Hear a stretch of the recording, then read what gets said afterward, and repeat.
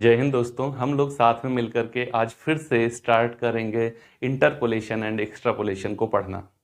पिछला वीडियो मैंने आपको दिया था जहां पर बेसिक इंटरपोलेशन और एक्सट्रापोलेशन बताया था ये क्या होता है और कैसे ये व्यवसाय के लिए महत्वपूर्ण होता है। आज मैं आपको बाइनोमियल मेथड, जो कि first and most important method है एग्जामिनेशन के पॉइंट ऑफ व्यू से, जब जब एग्जाम में क्वेश्चन पूछा गया है तो 90% पूछा गया है बाइनोमियल मेथड। तो आज हम जानेंगे बाइनोमियल मेथड क्या होता है और इसमें फॉर्मूले कैसे बनाए जाते हैं। सिर्फ इतना, प्रैक्टिकल प्रॉब्लम अगले वीडियो से स्टार्ट करेंगे। तो आज का वीडियो आपके लिए बहुत महत्वपूर्ण होने वाला है, क्योंकि हर एक बच्चा प्रॉब्लम्स को सॉल्व कर सकता है अगर उसे सॉल्व करने का तरीका पता हो। प्रॉब्लम्स एक्चुअली है क्या, जब तक मुझे उसको सॉल्व करने का तरीका नहीं पता तब तक वो प्रॉब्लम है, और जिस दिन सॉल्व करने का तरीका पता चल जाता है उस दिन वो प्रॉब्लम हट जाती है। फिर जिसको भी वो प्रॉब्लम आएगी वो वही सॉल्यूशन लगाएगा और वो सॉल्व हो जाएगी। तो जब हम कभी मैथमेटिक्स में प्रॉब्लम को सॉल्व करने की ओर बढ़ते हैं तो ये बात आती है फॉर्मूले की और कंडीशंस की। तो कंडीशंस और फॉर्मूले अगर आपको पता है तो फिर उनको अप्लाई करने का काम बचता है। जो अप्लाई कर लेगा उसकी कैलकुलेशन के साथ में उसका क्वेश्चन सही हो जाएगा, और जिसको अप्लाई करना आता है उसको कैलकुलेशन करना आता ही होगा, और फिर क्वेश्चन तो सही हो ही जाएगा। तो चलिए देखते हैं बाइनोमियल मेथड। तो सबसे पहले बात करते हैं कंडीशंस क्या है, बाइनोमियल मेथड का यूज कब किया जाता है।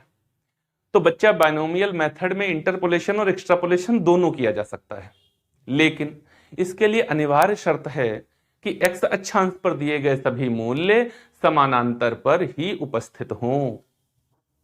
समानांतर पर हों, जैसे मैं आपको बोल रहा हूं, एक तरफ मुझे दिया गया ईयर और दूसरी तरफ दिया गया सेल्स। ईयर जो हमको दिए गए वो हैं वर्ष 2000, वर्ष 2005, वर्ष 2010, वर्ष 2015, वर्ष 2020, ऐसे दिया गया मुझे। अब मुझे बता रहा है सेल्स कैसे दी गई है, लाख में दी गई है सेल्स। यहां की सेल्स कितनी है, 205 लाख है, यहां 250 लाख है, यहां पता नहीं है, यहां 280 लाख है, और यहां पर 320 लाख है। बात क्लियर। तो देखो क्या शर्त मैंने बताई कि x अक्षांश समानांतर पर हो। देखो 5 5 5 5 5, सब में x अक्षांश पर अंतर कितना कितना 5 का। ये वैल्यू क्या है, ये मेरी x वैल्यू है और ये वैल्यू y है।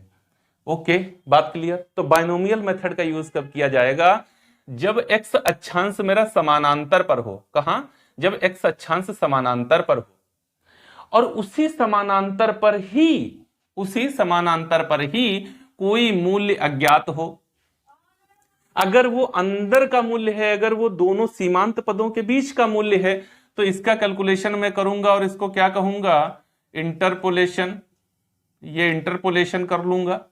मान लो ये वैल्यू मुझे दे देता, सपोज दैट ये वैल्यू मुझे दे देता 265 लाख, सपोज दैट, और मेरे से पूछ लेता 2025 में सेल्स कितनी होगी, बताओ प्यारे। तो मैं इसको भी एस्टिमेट कर लेता और इसको कहता एक्सट्रापोलेशन। क्या आपको बात क्लियर, इंटरपोलेशन एक्सट्रापोलेशन? हाँ सर, ये तो आप पिछले वीडियो में ही बता दिए थे। आज बाइनोमियल के आधार पे बता रहा हूं। बाइनोमियल मेथड में भी इंटरपोलेशन और एक्सट्रापोलेशन दोनों किया जाता है। आंतरिक मूल्य भी कर लो और बाह्य मूल्य भी कर लो, लेकिन शर्त क्या है, x अक्षांश समानांतर पर होगा। x अक्षांश समानांतर, x सीरीज समानांतर पर होगी, इक्वल डिस्ट्रीब्यूशन होगा, इक्वल क्लास इंटरवल होंगे, बराबर होगा, और उसी के बीच में से या फिर बाहर से, उसी के बीच से या बाहर से कोई मूल्य अज्ञात होगा। उसका कैलकुलेशन केवल बाइनोमियल मेथड में किया जा सकता है। बाइनोमियल एक्सपेंशन मेथड कब यूज किया जाएगा, जब एक्स सीरीज हमारी समानांतर पर होगी। बहुत याद रखना, नहीं तो यही गलती हो जाएगी। फॉर्मूला कौन सा लगाऊं, बाइनोमियल एक्सपेंशन मेथड लगाऊं या न्यूटन डिफरेंस मेथड लगाऊं या लैग्रेंज मेथड लगा दूं? तो आपको बाइनोमियल कब यूज करना है, जब एक्स सीरीज समानांतर पर है और उसके बीच से या उसके बाहर से उसी समान अंतर पर ही कोई वैल्यू हमारी मिसिंग है। तो उसको फाइंड आउट करने के लिए हम लोग बाइनोमियल एक्सपेंशन मेथड का यूज करेंगे। बात क्लियर हो गई जी? हाँ जी सर, बात क्लियर हो गई। तो बाइनोमियल में जब आओगे तो मैं आपको बता रहा हूं कि फॉर्मूले कैसे बनाओगे। ओके जी, बिल्कुल सर, बता दीजिए, हम अभी तुरंत इसको समझ लेते हैं। देखो यहां पर ये इसको कहेंगे x0, x1, x2, x3 और x4, ऐसे शुरुआत होगी। यहां पर इसको कहेंगे y0, y1, y2, y3, y4। Okay, बात क्लियर हो गई? हाँ जी सर, क्लियर हो गई। तो जितने आपको मूल्य ज्ञात होंगे, जितने मूल्य आपको ज्ञात होंगे, मुझे वैल्यूज कहां तक पता है? y4 तक पता है ना? y4 तक पता है। तो मैं अगर मान लो मुझे 4 वैल्यूज मुझे फाइंड आउट है ऑलरेडी, 4 वैल्यूज मुझे पता है। ऐसे गिनोगे तो 5 हो जाएंगे, 1 2 3 4 5 वैल्यू है। लेकिन आप यहां देखना, कभी कंफ्यूज नहीं होगे। ऊपर से y0 देते चले आना और कहां तक आ जाओगे? लास्ट में जितना आ जाओ, 4 5 6 7, जहां आ जाओ। 4 से कम तो एग्जाम में नहीं आएगा कभी। तो 4 से मैं स्टार्ट करता हूं, y4। तो क्या करूंगा? डेल्टा 04 इज इक्वल टू, ठीक, यहां से हम लोग इसको बनाना शुरू करेंगे। कैसे? तो देखो y4 है, कितना है? y4 है। तो मैं कहूंगा y4, पहली मात अंक, वो चिन्ह कौन सा होगा? फर्स्ट वाला, प्लस का होगा। पहला प्लस से शुरू करूंगा, फिर plus minus plus minus plus minus करता चलूंगा। y4 से शुरुआत करी, फिर माइनस, ये 4y उठा के इधर ले लो, 4y, और इधर कितना कर दो? 3 कर दो। एक एक कम करते हुए चलूंगा। यहां समझना, यहां मैंने वो लिया y4, यहां कितना था? y4 मैंने ले लिया y4, फिर ये प्लस था तो यहां माइनस, मैंने 4y ले लिया। 4y, 4 इंटू वाई किया तो 4y हो गया। एक इसकी सफिक्स में वैल्यू को एक कम कर दिया, y3 हो गया। अब देखो आपके पद पद कितने हो गए ज्ञात? 2 हो गए, y4, 4y3 हो गया, प्लस 4 का 3 से मल्टीप्लाई दे दो। क्या करो? 4 का 3 से मल्टीप्लाई दे दो, 4 3 12, और 2 से डिवाइड कर दो, कितना आ जाएगा? 6y2। अब आपके पास पद कितने हो गए? 3। देखो 1 2 3। अब क्या करो? 6 और 2 का मल्टीप्लाई दे दो, चिन्ह माइनस का लगा दो। 6 दूना 12, 12 को 3 से डिवाइड कर दो, 4y1। पद कितने हो गए? 4। प्लस का चिन्ह लगा लो, 4 इंटू 1 कितना होगा? 4 divided by 4, y0 is equal to 0। देखो आपका y0 तक पहुंच गए हम लोग, y0 तक आ गए, और ये सारे आपके क्रम ऐसे ही चलते गए, तो फॉर्मूला अपने आप बन गया। अच्छा सर, अगर ये 5 होता, y5 तक अगर मेरे पास होता तो कोई बात नहीं है, y5 करके देख लो, 0 5। अब क्या करूंगा? y5 माइनस 5y4, यहां तक तो कुछ पक्का करना नहीं है आपको, प्लस माइनस हो गया। फिर से देखो पद कितने हो गए अब आपके पास? 2, प्लस 5 चक्कू 20, 2 से डिवाइड करो, 10y की पावर 3, सफिक्स में 3। पद कितने हो गए? 3। 10 3 30 डिवाइडेड बाई 3, 10y की पावर यहां 2, कितने पद हो गए? 4। 10 दूना 20, 4 से डिवाइड करो, 5y1, यहां पर 5 हो गए, यहां माइनस 5 1 5, 5 से डिवाइड करो, y0 is equal to 0। Low y0 तक पहुंच गए आप।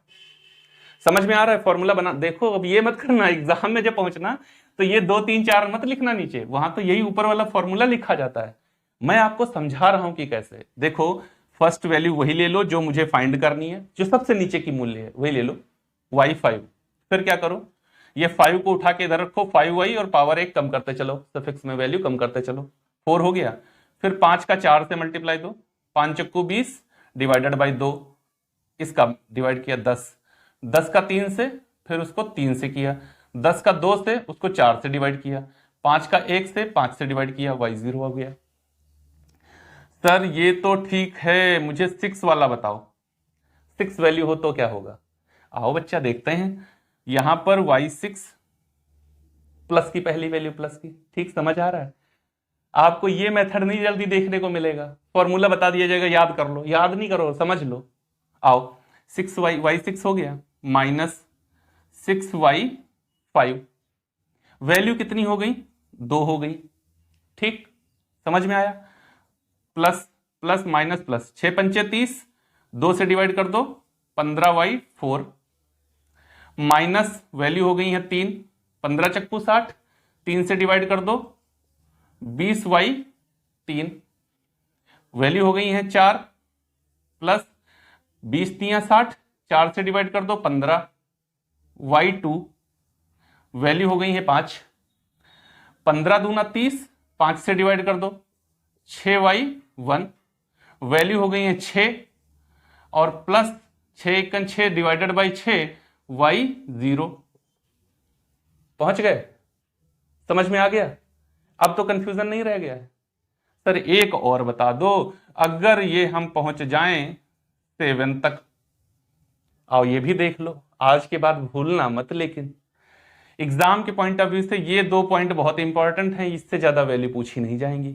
लेकिन आप देखो 7, तो y7 माइनस 7y6, ठीक है ना।